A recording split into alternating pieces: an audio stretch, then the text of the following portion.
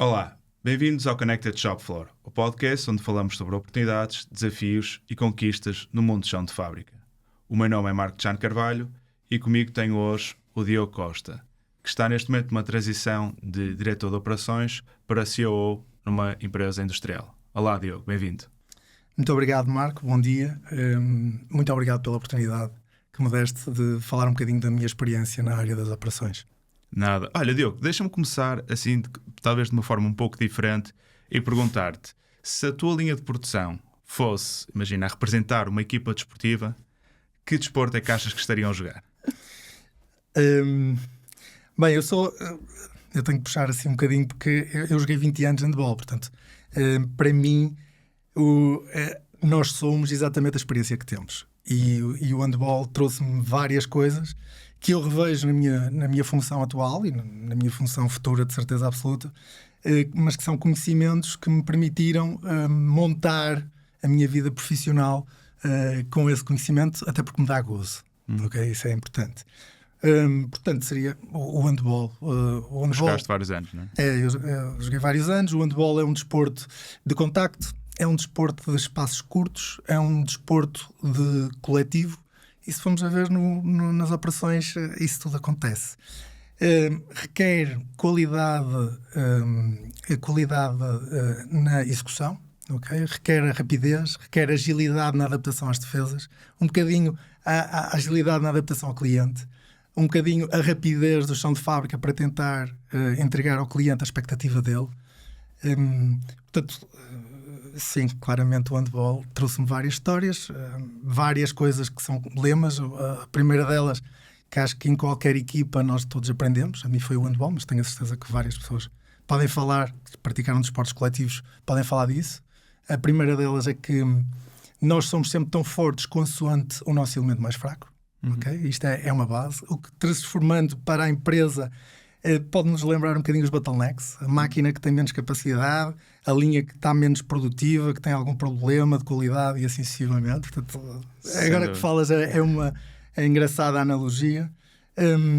E também há dois momentos no handball. Portanto, o momento do ataque e da defesa, que também é na maioria dos esportes, mas que o ataque, a mim sempre me ensinaram no handball que o ataque ganha jogos e a defesa ganha campeonatos. E isso faz todo sentido também na área das operações, ou seja, ter a linha montada para o nosso dia-a-dia, resolver problemas, as urgências, sair o fluxo normal de produção, e também estar a pensar no médio e longo prazo com inovação, tecnologia, melhoria contínua do sistema, evolução e crescimento dos nossos colaboradores.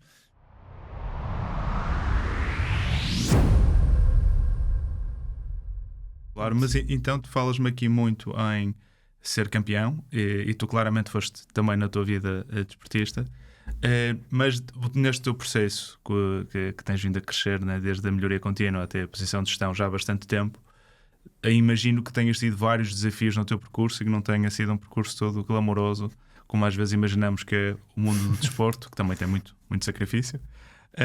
Tens assim algum desafio, já virando agora para esta parte mais industrial, que possas partilhar connosco e que acho que é interessante no meio deste percurso?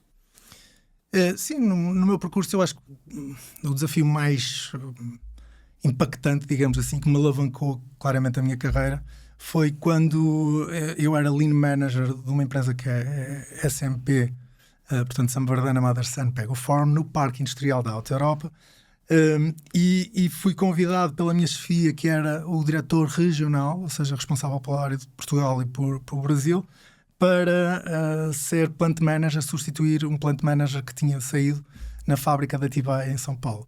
Ou seja, há uma transição da minha base, que era o Lean Manufacturing, eu era Lean Manager na altura, e passei para uma área muito mais de diretiva, de liderança, que era a função de plant manager. E esse foi claramente o desafio onde eu mais cresci, onde foram meses fantásticos de crescimento. Explica-me só uma coisa, há uma curiosidade muito grande. Tu estás na tua vida normal, a fazer os teus projetos Lean, de repente entregam-te ali o trono, okay, trata do resto da empresa. Como é que é o dia 1? Ou seja, dia 1 estás ali, ligas o computador, imagino só e-mails a caírem, pedidos a caírem, reuniões para tudo, qualidade, manutenção, chamam-te para tudo e mais alguma coisa. Como é que tu vais para o dia 2? Como é que não ficas preso no dia 1 eternamente?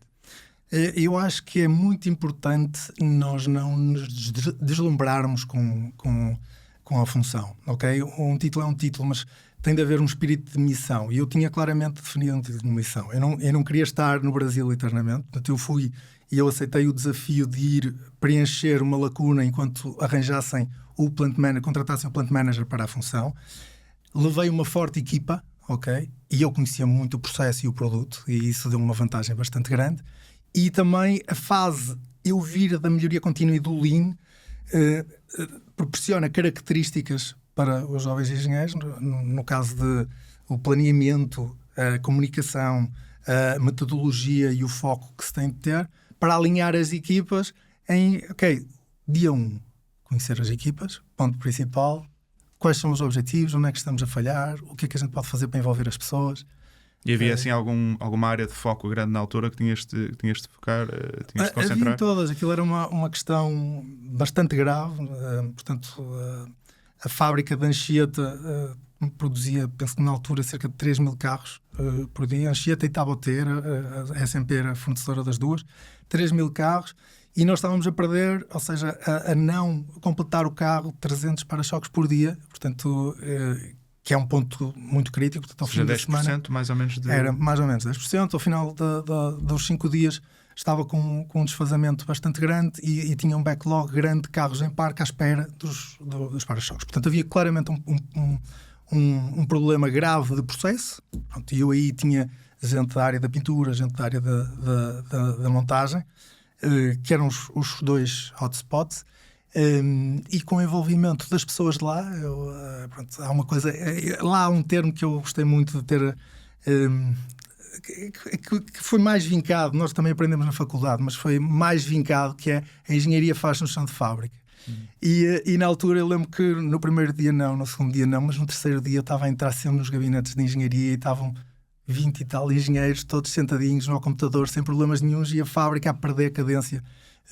E isto não faz qualquer tipo de sentido.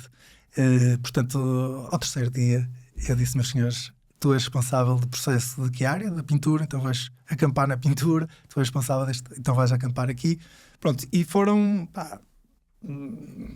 dias bastante difíceis, mas bastante reconfortantes enquanto profissional. Mas se eu sei bem, tu estás na Auto Europa, não é? Ou seja, deduzo que acabas de ser a Volkswagen, e se tu tens, normalmente, a entrega da produção é muito just in time, não é? É just in sequence. É um bocadinho de diferença. Okay. Podes explicar? Posso explicar? Sim, sim. Pronto, just in time é tu teres no sítio certo, à hora certa, à quantidade certa. Ok? Em sequência significa que é teres...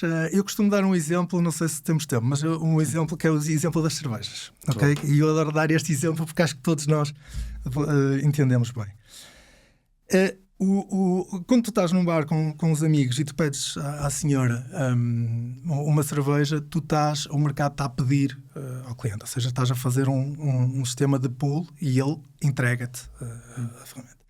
E depois tens aqueles empregados que são mais astutos e que vêm que tu estás a acabar e dizem, este rapaz vai querer mais. Claramente o meu caso. E o meu também. E então entrega-nos a segunda cerveja, ok? Sem nós pedirmos. Estamos quase a baixar e ele está-nos a entregar as cervejas. Just in time, ok? O que é Just in Sequence? Just in Sequence imagina que ele vê, nós somos, por exemplo, 4 pessoas e a pessoa, quando vai entregar a cerveja, vai ter de escolher para o indivíduo A uma cerveja preta, para o indivíduo B um paraxé, para o indivíduo C uma caneca. Pronto, e isto é o Just in Sequence, ou seja, a diferença de mixes que tu vais ter a entregar. Isto faz uma complexidade na supply chain, uma coisa enorme, mas que é característica da indústria automóvel e que é fantástico. Ou seja, neste caso não terias só a cerveja normal, tu aqui neste caso tens que entregar just in time, mas uma variabilidade muito superior, em que tens que garantir, ok, primeiro é a branca, depois pode ser a preta, depois pode ser um tango, um panaché, e eu tenho que garantir que isto nunca falha e que chega no momento certo que a pessoa quer beber. Exatamente. Então ainda pior é este problema dos para-choques. Ou seja, tu certamente deverias ter grandes penalizações, deverias parar a linha da Volkswagen. Não chegavas a parar a linha da Volkswagen? Não chegava porque não era um componente, como era do exterior do carro, poderia ser anexado a seguir, ok? Mas levava uma grande penalização. Cada 2 minutos de linha parada, consoante a cadência, na altura era R$12.000. Portanto, era bastante grave. Estamos a falar de 300 por dia. cada 2 minutos já seria um carro. Portanto, tudo isto é 2 impactante. minutos, 12 mil reais. Que é mais ou menos 2 mil euros, não é? Na altura seria um bocadinho mais. Sim, um bocadinho mais. Isto é engraçado porque na área da melhoria contínua toda a gente sabe esse número na área automóvel. Okay? Porque isso é daquelas coisas que nunca pode parar em linha. Okay. 1000 euros por minuto. Esperamos ali. Acho que a cabeça de toda a gente fica assim, o stress cai um bocadinho. O que é muito importante, porque também alinha toda a gente na importância que é não parar a linha de produção. Sim, compreendo perfeitamente. Então, com essa complexidade toda, é inacreditável. E esse foi um dos teus maiores desafios. Recordas-te mais algum? Tens assim. Sim, também houve um que eu acho que pelo alinhamento e pela forma como toda a cadeia estava envolvida, ou seja, desde do cliente até ao fornecedor da matéria-prima.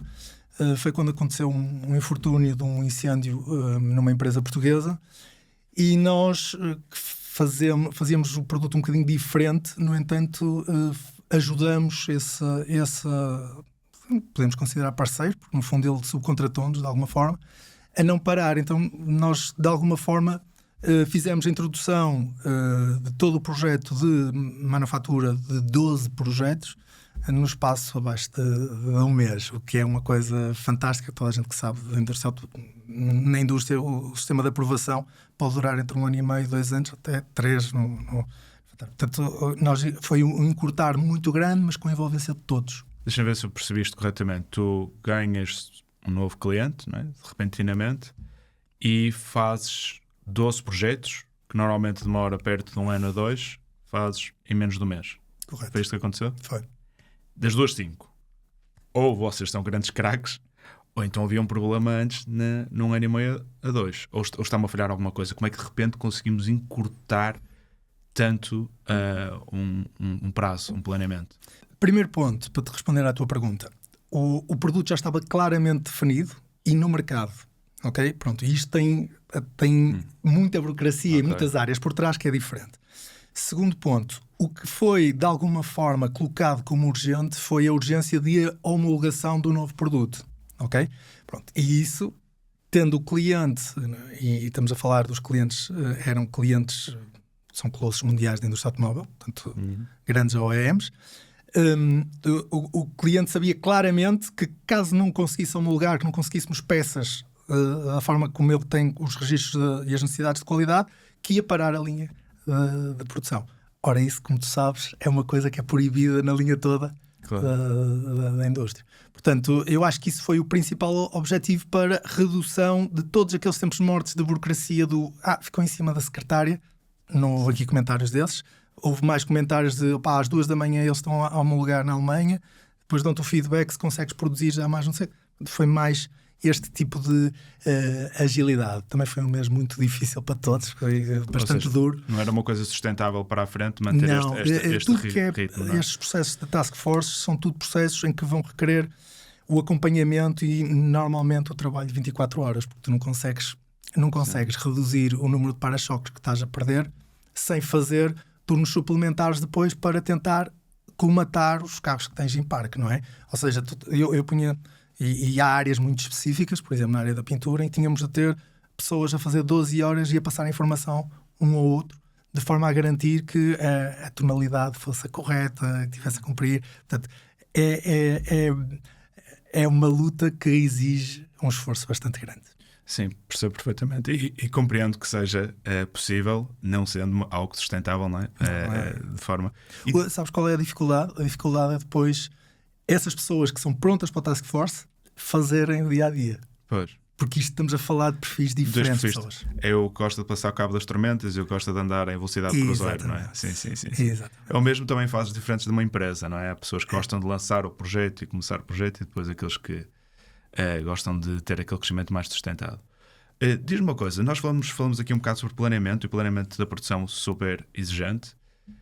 É possível ainda hoje em dia ter um planeamento da produção fiável que funcione direito, ou acaba por ser ainda muito difícil até ter um sistema, a tecnologia que nos apoie nesse planeamento, dado a versatilidade toda de desafios que vão acontecendo no dia-a-dia? conseguimos ter fiabilidade no planeamento ou não? Eu tenho de dizer que sim.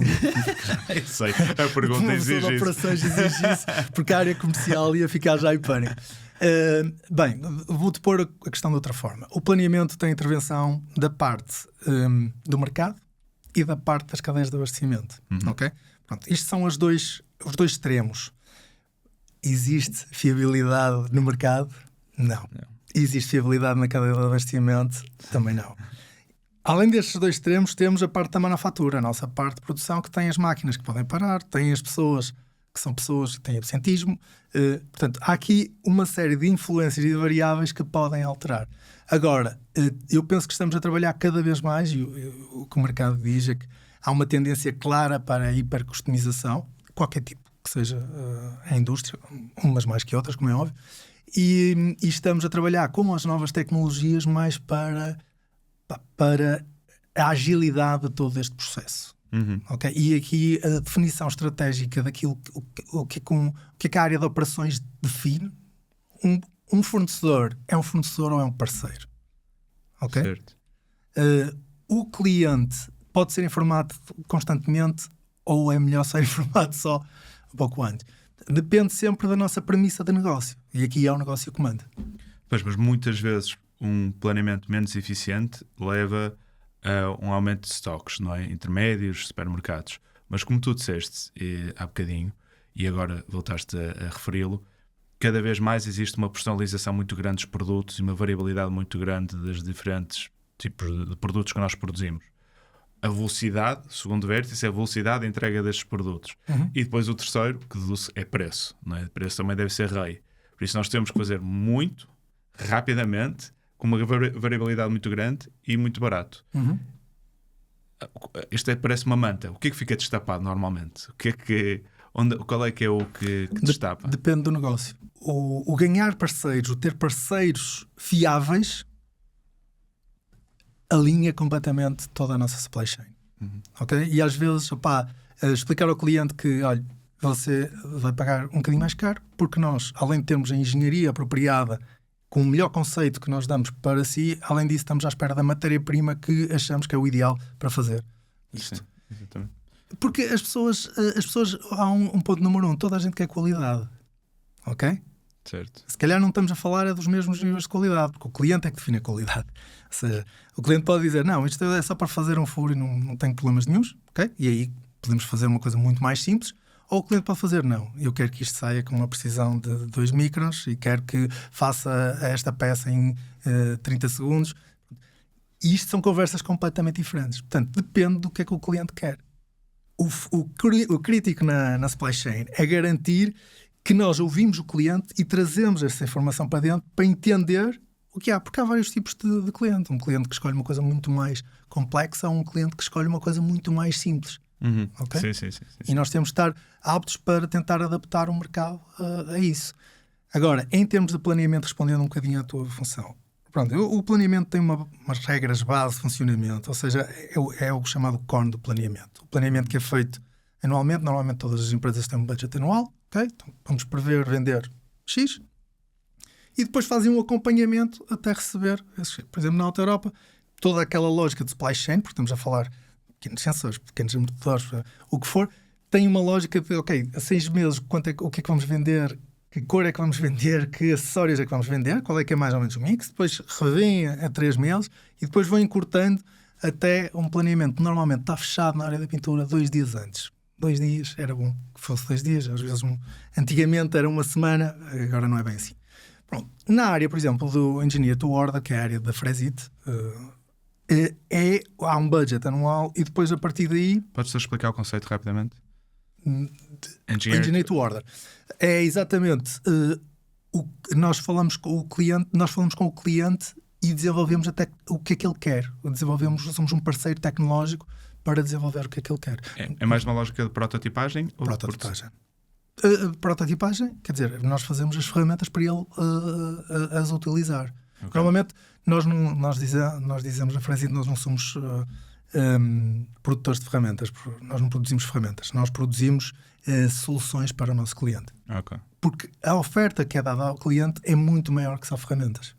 ok? Certo. Pronto, e aí há todo um conceito de desenvolver a ferramenta adequada para o cliente. Ou seja, a combinação de ferramentas, tudo com o objetivo de redução do tempo de ciclo para aumento da performance do cliente. Um pouco à semelhança, por exemplo, a indústria de moldes também é assim. Ou seja, faz engineer to order. Okay? Isso que é que faz? Há um período de engenharia e depois quando cai a ordem de encomenda, aí sim é aquela situação de ok, isto vai entrar na linha de produção e no fluxo de produção. Que depois é acompanhado por um planeamento normalmente semanal para ver todos os fluxos de processo. Certo. Mas então estavas a falar de planeamento que pode ter várias fases diferentes, não é? Desde 6 meses, 3 meses, depois chegas ali a 2 dias. Quão longe está? Vocês chegam a analisar o que é que tinham planeado há 6 meses e o que realmente aconteceu? Costumam fazer esse e costuma estar mais ou menos dentro do que estava planeado há 6 meses, o que efetivamente aconteceu há 6 meses? Não. Ou há uma diferença considerável? Há uma diferença considerável. Até, por exemplo, na Volkswagen, na indústria automóvel, claramente, também há. Ou seja, depois já há acordos de compensação, mas há sempre um plano inicial e depois se corre muito bem. Está a correr muito bem, se corre muito mal, atenção, temos de fazer planos de reação para reverter. Há um acompanhamento mensal de master plan, isso é ponto número 1. É lógico que quem controla o dia, ou seja, eu controlo os turnos para saber quanto é que estamos a fazer ao dia. Se controlo o dia, vou ganhar a semana. Se ganhar a semana, vou ganhar o mês. Se ganhar o mês, vou ganhar o ano. Andas batalha a batalha. É batalha a batalha. Exatamente. É jogo a jogo. E estavas a falar da complexidade da supply chain. E como é que tu vês a tecnologia a ajudar neste processo? Vai ajudar? Vai complicar? Estás a sentir alguma tecnologia a entrar? Já trabalhas há cerca de 2 décadas, já deves ter estado a trabalhar mais à base de papel e Excel e agora com outras ferramentas. Sentes esta tecnologia a entrar e a ajudar ou a complicar? Eu acho que rapidamente este tipo de indústrias, ou seja, a forma como as empresas gerem a sua supply chain, okay, o seu negócio, é a forma, podem retirar variáveis diferenciais disso. Ou seja, perante o mercado. Nós temos exemplos, temos o exemplo da Zara, que é claro, ou seja, o ERP identifica em cada uma da loja, há uma compra e ela começa a identificar o que é que a produção tem de vender. Estamos a falar em segundos. Portanto, a produção tem de fazer. Há também o exemplo, por exemplo, de uma empresa portuguesa que tem uma máquina de packaging, uma máquina dentro do cliente para poder fornecer. Portanto, nós temos bons exemplos para olhar e ver que a supply chain pode alavancar claramente o negócio, reduzir custos, aumentar a eficiência e também, de alguma forma, agarrar o cliente. Ok? Eu estou mais convencido com este exemplo da Zara que o AI, a inteligência artificial, é um ponto crítico nesta situação. É lógico que o machine learning precisa que haja todo o input das pessoas com maior conhecimento na casa, porque o nosso problema sempre das empresas portuguesas, que são fantásticas, é muito o que está na cabeça daquele colaborador A. Portanto, e isto temos de trazer e transformar na nossa ferramenta, porque a tomada de decisões, na minha opinião, ou seja, o dizer qual é que é a ordem que vai passar à frente, porque isso acontece quando há prioridade e há uma capacidade limitada por parte das operações, mas aí vai ter sempre de ser humano, vai ter de sempre de ser o diretor de operações que liga ao diretor comercial e diz: olha, qual é que é a urgência? Ou liga ao cliente, que também acontece. Olha, qual é que é a urgência? Consegue receber só daqui a 2 dias? Tem a linha parada? Não tem a linha parada? E esta percepção, isto é claramente humano. Agora, todo o trabalho de trás e estar o planeamento a dizer o custo de produção desta ferramenta é tal, o custo de venda é este, não é rentável, ok? Isto será feito tudo por aí, na minha percepção. Mas para isso tens que ter uma aquisição de dados muito grande, não é? Ou seja, aí tens de ter o input das pessoas, tens de recolher os dados e imagino que estejam a ser gerados o input dados. Das pessoas em regras. Okay? Não é o fluxo, atenção. O fluxo tem de ser o máximo automatizado possível. Ponto. Okay. Essa é uma tarefa que tem de ser simples. Então a partir daí tu tens informação e as pessoas vão ditando as regras pelas quais o algoritmo de machine learning deve aprender, não é? Claro. Ok. Então como é que vês aqui na continuidade das pessoas, elas vão ser substituídas neste processo das tecnologias entrarem? Como é que vai ser alterado o trabalho? Eu acho que em 5 anos vai haver aqui uma reformulação grande. Em 5 já? Sim. Okay. Acho que sim. Da das formas de trabalhar. Acho que isso vai ser notório, até porque vamos começar a perder concorrência. Nós neste caso, o Portugal é dos países bastante competitivos para ganhar negócio, porque os custos salariais são baixos. Há aqui vários fatores, as pessoas são dedicadas, altamente talentosas. Portanto, e países como na Alemanha, agora as notícias desta semana são terríveis, não é? Estão bastante preocupados. Eles também estão acordados, não estão propriamente a dormir, como é óbvio. Portanto, toda esta otimização e da redução dos custos de produção e a necessidade de pessoas inteligentes a trabalhar nas fábricas vai ser uma realidade, ok? E acho que não deve ser segredo para ninguém, deve ser olhado com frontalidade e pensar muito bem quais são as oportunidades que temos para crescer. Portanto, as pessoas vão ter sempre um papel, porque pessoas vendem a pessoas. Não acho que uma máquina não me vende, nem a de McDonald's estão lá, porque eu sinceramente gosto mais do contacto pela pessoa. Acho que aspectos de inteligência emocional, de garantir o espírito de equipa, que é uma coisa que vai ser sempre importante em trabalhos em equipas, isso vai sempre existir. Acho que os nossos postos de trabalho vão mudar. Eu não direi que eles vão acabar ou terminar, mas acho que eles vão mudar, vão se transformar e vão fazer outro tipo de coisas. Vamos ter outro tipo de dinâmica daqui a já 5 anos no chão de fábrica. É isso que a tua aposta vai nesse sentido? Eu acho que sim. Eu acho que é inevitável. Eu há uns tempos atrás estava a ter uma conversa com uma série de médicos e eles estavam-me a dizer uma coisa extraordinária, que era do género de mas um doente quer sempre ser operado por um médico. E eu disse, achas mesmo? É porque a precisão de um robô o médico deve acompanhar, ou seja, pode ter de 5 robôs a operar vários doentes. E está o médico a monitorizar os robôs. Agora, isso pode acontecer, é que a fiabilidade de um robô não há comparação. Sim. Não, o robô não fuma, o robô não tem um dia mau, o robô não vem triste, o robô não tem emoção, o robô faz exatamente aquilo que lhe pede. É lógico que se existir uma complicação, estamos a falar de outro campeonato. Claro que sim. Pronto, isto é crítico, não estou a falar que na medicina vamos transformar, não. Calma, e isso vai demorar mais tempo. Agora, tarefas funcionais, a robótica, maioritariamente tarefas manuais, tarefas que são segurança, porque a filosofia das pessoas está a alterar claramente. Mais sustentabilidade, que é um termo que há 10 anos atrás ninguém ouvia, praticamente. Mais segurança das pessoas nos seus postos de trabalho, até porque há pessoas que recusam-se a fazer certos trabalhos. E nós colocarmos robôs colaborativos a fazerem esse tipo de tarefas é crítico, é importante. Portanto, há aqui uma série de coisas.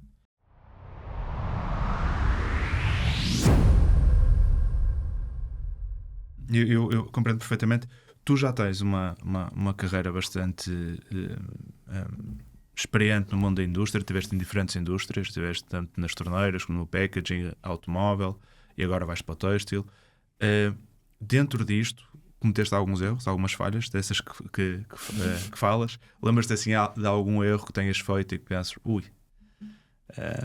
eu cometi muitos erros, até porque nós, na área das operações, acho que é um conceito que todos temos, que quando cometemos erros, nós mitigamos o erro, ok? E nós fazemos pouca propaganda dos sucessos, e nós temos de propagandar, nós temos de promover mais o sucesso. Okay? Tive vários erros, cresce-se a tomar erros. Eu tenho também um mindset de quando é tomada a decisão, e eu tenho que tomar obrigatoriamente decisões, okay? Um líder é aquele que tem de tomar decisões, más ou boas, tem de tomar decisões.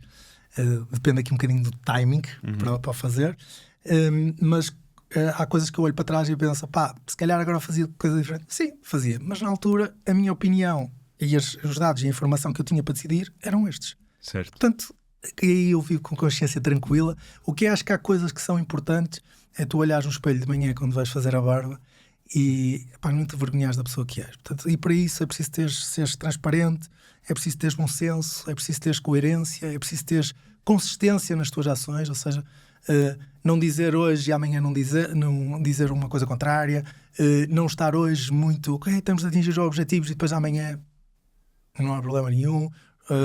Ter o bom senso de ouvir as outras pessoas e tentar entender e pôr-nos no lugar das outras pessoas, ter coragem.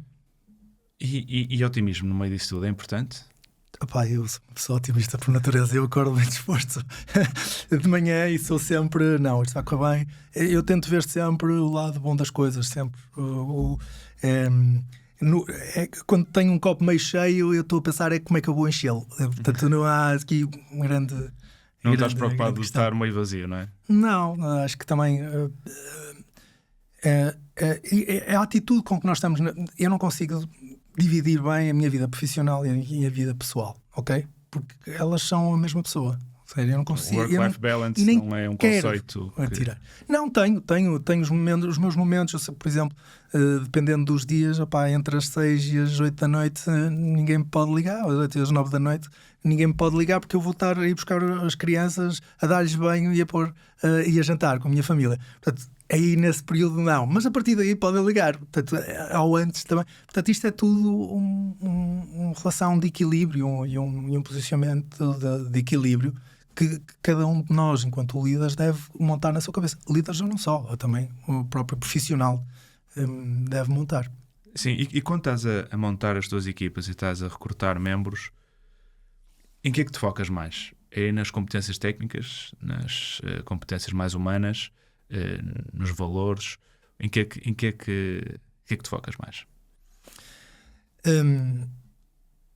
Eu acho que a competência técnica, em termos de princípio, exceto se for algo muito específico, os próprios recursos humanos fazem um bocadinho essa triagem, ok? Ou pelo menos eu forço para que haja essa triagem. E depois, logo à partida, quando vem a entrevista, já me foco normalmente em valores humanos, em valores e na parte humana da pessoa, soft skills. É muito importante para mim, quando estou a contratar para a minha equipa direta, ter diversidade dentro da equipa. Okay? A pessoa do planeamento dentro da Fresite é uma pessoa de inglês, okay? Portanto, de base de inglês, e faz um trabalho fantástico e tem feito uma evolução fantástica a nível da gestão de pessoas. Olho também muito para se pratica um desporto ou não pratica um desporto. Okay? É sério? Porque faz diferença. Nota-se que faz diferença. É muito importante para as academias, por exemplo, e a Universidade do Minho é top class nisso, que é pôr os miúdos, portanto, a estagiarem, ok? É crítico eles estagiarem no 3º ano, estagiarem no 5º ano, porque há diferenças entre pessoas de algumas universidades, ok? E depois eu digo que há sempre 3 coisas que originam a 4ª para trabalhar comigo. Okay? A primeira é transparência, ok? Quem trabalha em melhoria contínua vai errar. Portanto, é muito importante saber previamente o que é que aconteceu, o que é que aconteceu de mal e assim sucessivamente. E acho que todos nós devemos trabalhar num ambiente transparente. Okay? A segunda é a melhoria contínua. Okay? Erraste hoje, o que é que vais fazer diferente para não errar amanhã? Okay? É um ponto muito importante. A terceira é a dedicação. Okay? Ou seja, a pessoa ser dedicada àquilo que faz. Se isso acontecer, teremos a atitude. Portanto, aquilo que eu procuro nas pessoas para trabalharem comigo é terem este requisito. Agora, se são mulheres, homens, o que for, faz parte. E é importante ter visões diferentes do mundo para, nas mesas de decisões, nós conseguirmos ter vários inputs que nos permitem também chegar a mais clientes, porque esses clientes também têm vários inputs, não é? Mas isso é espetacular. Ou seja, se tens alguém que é transparente contigo, está constantemente a melhorar, quer trabalhar, não é? A pessoa está muito, se tiver um bom balizado, coach, exatamente, um bom mentor, tens ali muito bem orientado. E já te aconteceu teres uma contratação que correu menos bem e que não estavas à espera, ou uma contratação que tenha corrido acima das tuas expectativas e que ficaste completamente maravilhado, ou normalmente quando contratas já sabes o que é que vai sair e a forma costuma estar certa? Há sempre uma percentagem de errar. Felizmente eu tenho conseguido bastantes sucessos, que acho que é o mais importante. Mas também já aconteceu pessoas que depois não se encaixam na função, não se encaixam na cultura da empresa e depois querem mudar ou estão com alguns problemas, porque estamos sempre nós vemos a pessoa do lado profissional, não é? Apesar de podermos tentar aproximar-nos para entender a pessoa do lado pessoal, às vezes isso pode não ser transparente, tão transparente, e está no direito da pessoa. Portanto, isso também acontece. Agora, tenho duas histórias muito boas. A Fresite tinha uma estrutura e um pensamento de não é? De uma pessoa altamente qualificada, portanto, para entrar para o chão de fábrica teria de ter o 12º ano e o CNC, ok? E nós recentemente colocamos uma pessoa que veio de arrasto por uma pessoa de CNC que nós fomos buscar ao Brasil, e essa pessoa no primeiro dia disse: olha, eu tenho a minha mulher que também veio connosco, e gostava de arranjar emprego. Pronto, arranjamos-lhe uma função que tinha, nessa altura estava vaga, um trabalho manual, okay? Essa pessoa, mulher, 2 filhos, com acima dos 45 anos, entrou neste momento, é líder de um centro. Ou seja, no espaço de 2 anos, a mulher aprendeu, conheceu tanto desenho técnico que ela não sabia, tanto a mexer em máquinas de alta tecnologia, como são as máquinas laser ou máquinas de ADM. Portanto, isto é um excelente exemplo que às vezes o nosso conceito não é o mais acertado. Para outra função também de manual, nós chamamos uma pessoa que tinha achamos nós uma limitação física, ok? E quando fomos à entrevista, eu normalmente faço os recursos humanos a primeira entrevista e depois eu vou à segunda. E a pessoa dos recursos humanos disse-me: pá, a pessoa tem uma limitação física, mas a atitude dela é bestial. Sim, sim. Com uma limitação física na produção, não é? É naturalmente diferente do que se fosse um ambiente de escritório, não é? Por isso mesmo. Exatamente.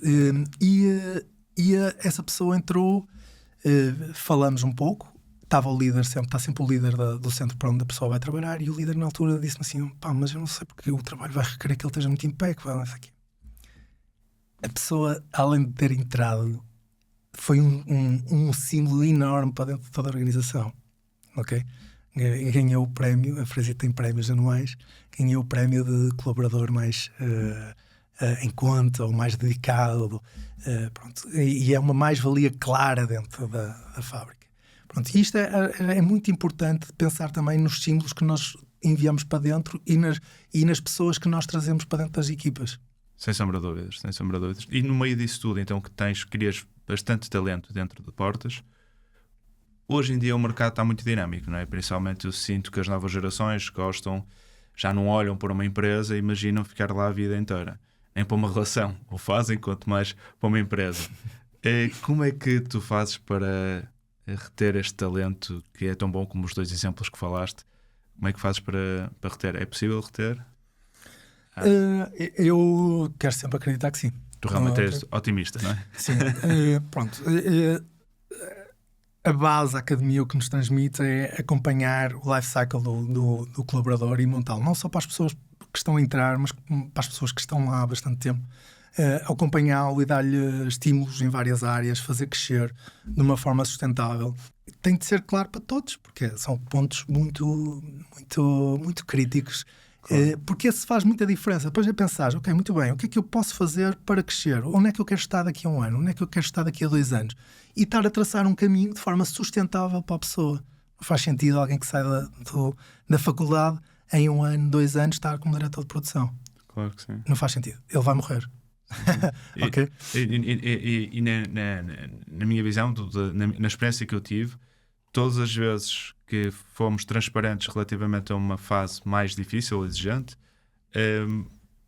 o retorno que nós tivemos valeu de longe estarmos a tentar camuflar de alguma forma para umas pessoas unem-se. Acho que às vezes até temos um problema para ultrapassar, que temos ali um obstáculo para ultrapassar, une muito mais as equipas e estamos muito mais alinhados naquela visão, naquela missão, naquela vontade de ultrapassar aquele obstáculo, e acho que é ótimo para as equipas. Dentro disso, estavas a falar, que eu acho que é um ponto super interessante, de que uma pessoa que entre não pode ser logo diretor da produção, mas tu ainda há pouco falaste, estavas numa posição de melhoria contínua e passaste para uma posição de plant manager. Como é que tu achas que estes saltos grandes devam ser feitos de maneira que não mates a pessoa, como estavas a dizer, ou não rebentes a posição e está set for failure? Como é que tu evitas isso? Eu tive um grande mentor. Mentoria. Ok. E também é importante, eu já tinha 7 anos de trabalho em 3 indústrias diferentes. Outro mindset quando vais abordar. Também na indústria automóvel, a melhoria contínua já começa a trabalhar com budgets. Ok? É outra questão que é importante. E a envolvência das pessoas é sempre um ponto crítico. Porque fazer reuniões, para dar formações, estás sempre a sentir qual é que é o feedback e como é que ser. E é um project manager, ou seja, alguém que define datas e faz o acompanhamento para garantir. Quando tu passas para uma posição de liderança, no fundo é um pouco isso, ok? Não é só, tem muito mais, mas a sua base é um pouco isso. E depois com mentoria em cima, que te permite ir crescendo e lapidando as tuas coisas, é um ponto, é crítico. Há 3 coisas que eu acho que são muito importantes para as novas pessoas que queiram, de alguma forma, chegar a uma posição alta dentro de uma organização. Tenho certeza que a primeira delas é... eu quando comecei a trabalhar diziam-me que vais aprender durante os próximos 5 anos. Depois, a partir daí, eu há cerca de 3 meses, 4 meses, 5 meses, acabei o MBA. Portanto, ou seja, todos os dias estás a aprender. Tens 2 vertentes de aprendizagem. Aprendizagem da forma académica, okay? O curso, o MBA, ou cursos paralelos para te enriquecer. E a forma prática. Okay? E na forma prática tens outros 3, que são... a experiência externa é crítico, é muito importante.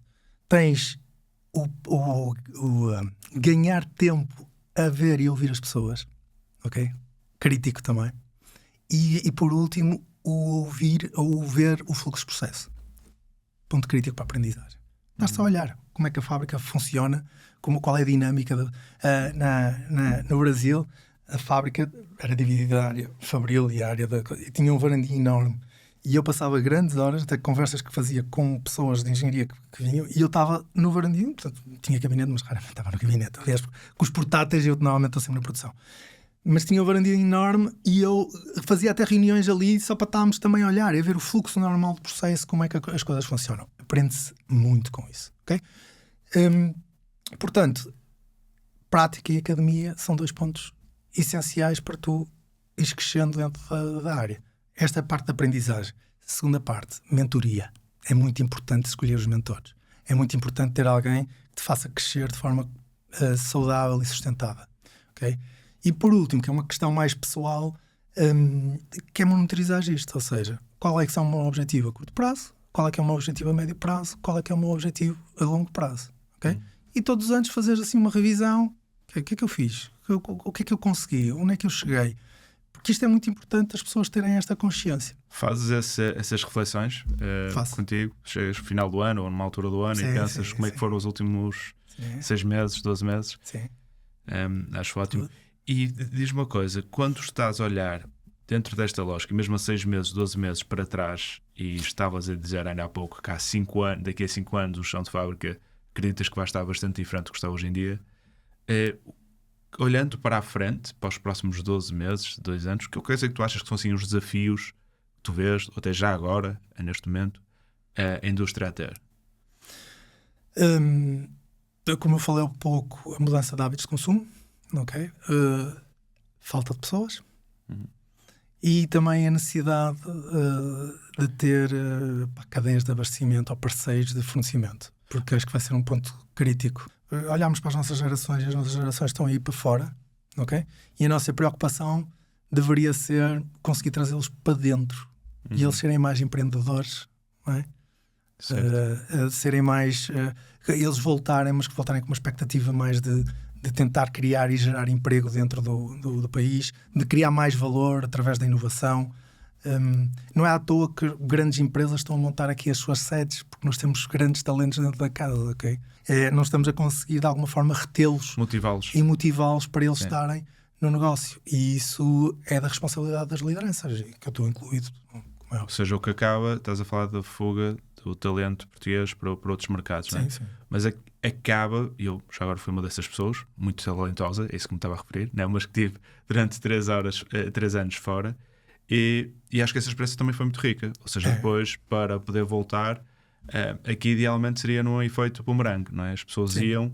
Essa é a perspectiva que eu estou a dizer, porque eu acho que toda a gente deve ter uma experiência fora. Eu tive, e foi para mim muito, muito enriquecedor.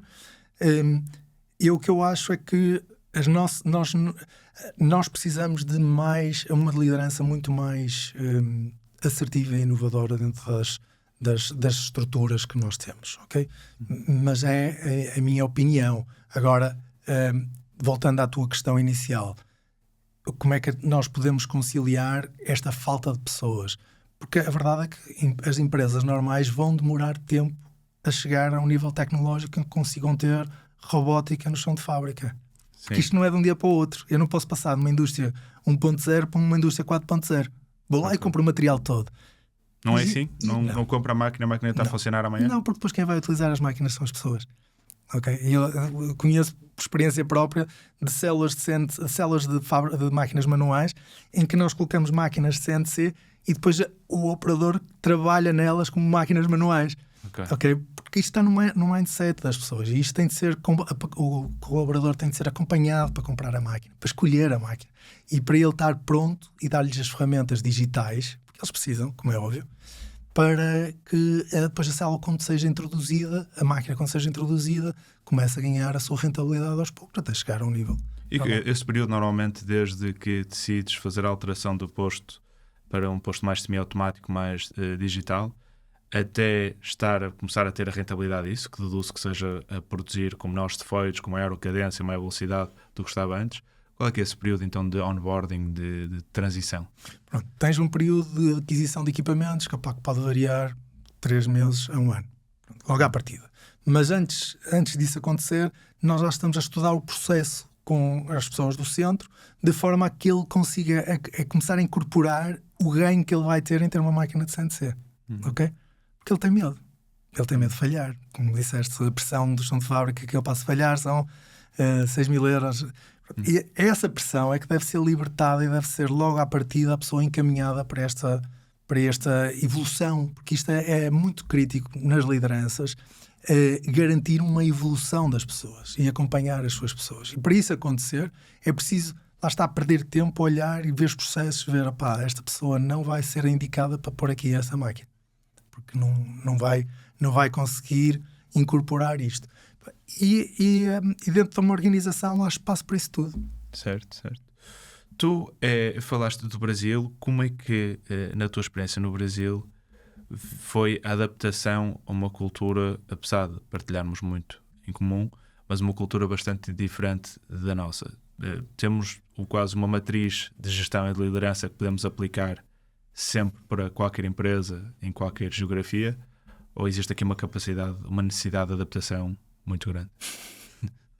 Acho que é a segunda. Os organogramas são sempre a mesma coisa, mas, por exemplo, os alemães nunca conseguiam fazer. Exatamente, é uma dificuldade. A imposição da forma de trabalhar. Eu trabalhei com grandes profissionais no Brasil, super talentosos, tive uma experiência fantástica, de pessoas que faziam 2 horas de viagem para o trabalho e depois faziam as 8 horas de trabalho, ou às vezes 10, e saíam mais 2 horas de volta para casa. Porque nós temos um conceito de distância um bocadinho diferente.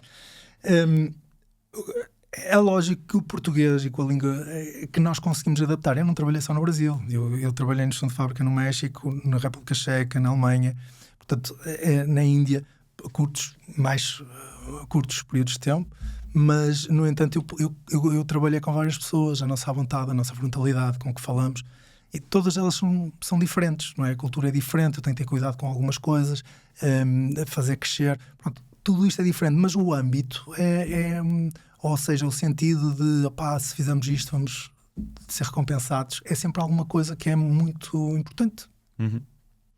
E agora, mudando aqui um pouco e falando mais sobre ti, Diogo, tu nasceste em Avanca, não é? E eu nasci no Porto, mas a Avanca não tem hospital. Ok. Sim, ok. Desculpa. Cresceste em Avanca. Sim, cresci em Avanca.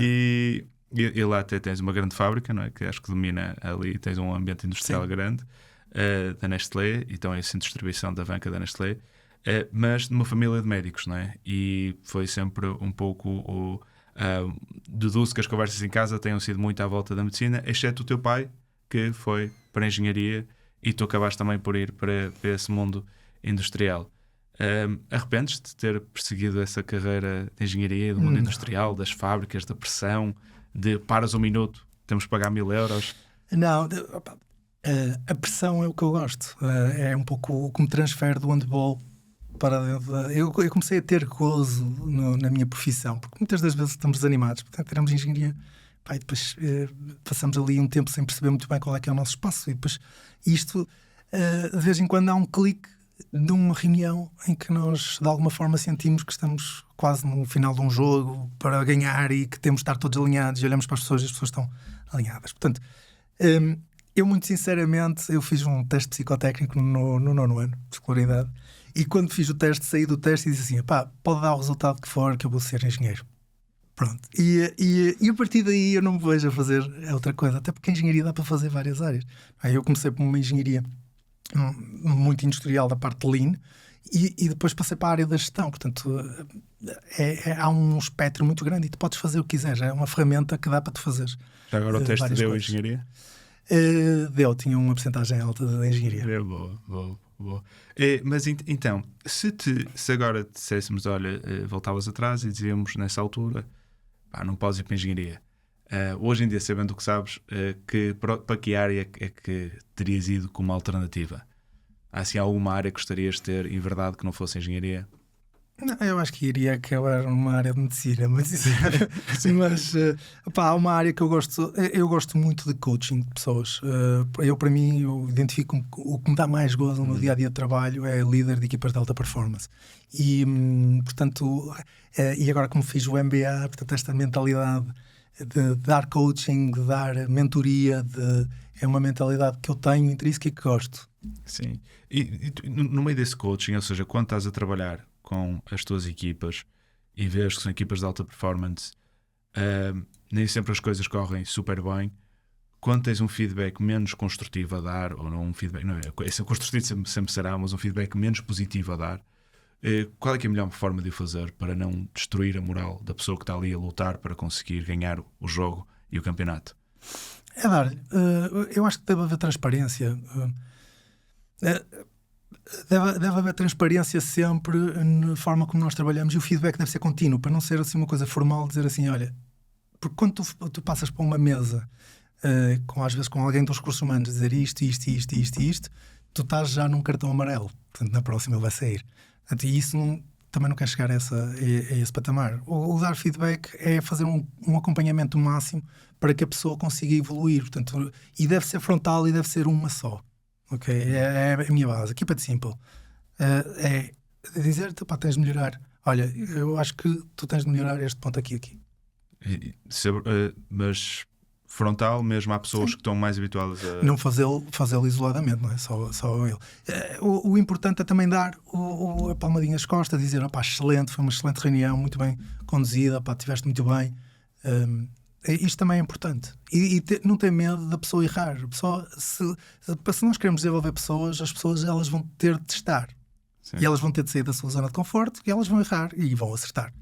E nós temos de estar aqui para acompanhar, para apoiar, para dar, para delegar, para fazer a monitorização. Estamos a acompanhar ou não estamos? Isto não está, nós não estamos a sair do sítio em termos de métricas. O que é que a gente vai fazer? Então olhas muito para dados no dia-a-dia? Nós temos de olhar para factos, ok? Portanto, os números são coisas que são muito importantes e são coisas que têm de estar claramente assertivas, ou seja, os números têm de estar certos. Ou seja, não podes estar numa reunião a discutir se aquele número é 60%, ou se é 53%, ou se é 75%. Toda a gente tem que concordar que é o número que lá está. Normalmente eu trabalho com o controller para garantir que isso vem já assegurado, mas depende do âmbito da reunião. Se o âmbito da reunião for como é que nós vamos vender mais e temos um indicador que o indicador é baixo, significa que nós perdemos vendas. Esse é o importante da reunião. Se é 73 ou 70, são 3% de diferença, eu não vou estar ali.